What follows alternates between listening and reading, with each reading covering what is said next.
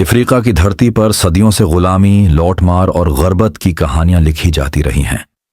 بڑے بڑے استعمار نے اس سرزمین کو اپنے مفاد کے لیے نوچا، اس کے وسائل لوٹے اور یہاں کے عوام کو بھوک و افلاس کے اندھیروں میں دھکیل دیا۔ انہی اندھیروں میں ایک نئی کرن نے جنم لیا۔ یہ کرن تھی ابراہیم تراورے۔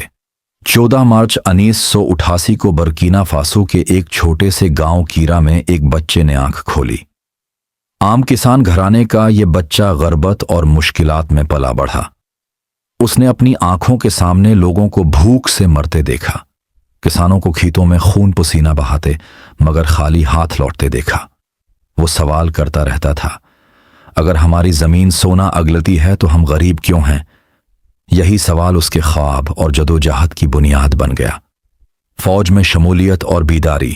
2009 میں ابراہیم تراورے فوج میں شامل ہوا، مگر وہ صرف نوکری کے لیے فوجی نہیں بنا تھا بلکہ اپنی قوم کی آزادی کے لیے۔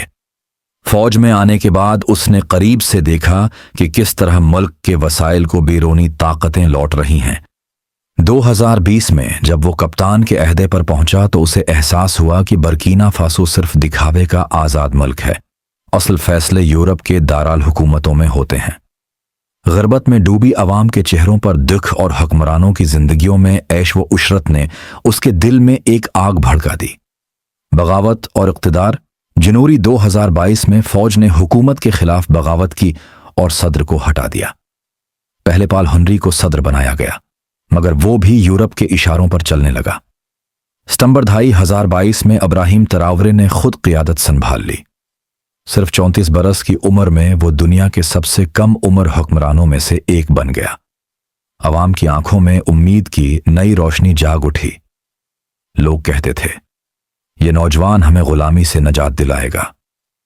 فرانس اور یورپ کو للکار اقتدار سنبھالتے ہی ابراہیم تراورے نے وہ قدم اٹھایا جس کی ہمت بڑے بڑے حکمران نہ کر سکے۔ اس نے اعلان کیا کہ فرانس کی فوج اب برکینا فاسو سے نکلے گی۔ یہ اعلان صرف ایک فیصلے سے بڑھ کر تھا، یہ صدیوں پرانی غلامی کو توڑنے کی للکار تھی۔ فرانس سالانہ اسی سے 90 ٹن سونا برکینا فاسو سے لے جاتا، مگر عوام کے حصے میں غربت ہی آتی۔ ابراہیم نے کہا، یہ سونا اب ہمارے اسکولوں اور اسپتالوں پر خرچ ہوگا، پیرس کے محلوں پر نہیں۔ یہ جملہ پورے افریقہ میں گونج اٹھا۔ گلی کوچوں میں لوگ نعرے لگانے لگے، ابراہیم تراورے زندہ باد۔ یورپ اور امریکہ نے دباؤ ڈالا کہ تراورے جھک جائے، مگر اس نے روس اور دیگر نئے اتحادیوں کا رخ کیا۔ ماسکو میں فوجی وردی میں کھڑے ہو کر اس نے کہا، ہمیں قرض نہیں، ہمیں آزادی چاہیے۔ روس اور برکینا فاسو کے درمیان معاہدے ہوئے۔ تعلیم، توانائی اور دفاع کے شعبوں میں نئے راستے کھلنے لگے۔ یورپ کے اخبارات چیخنے لگے کہ یہ نیا قذافی ہے، یہ نیا خطرہ ہے۔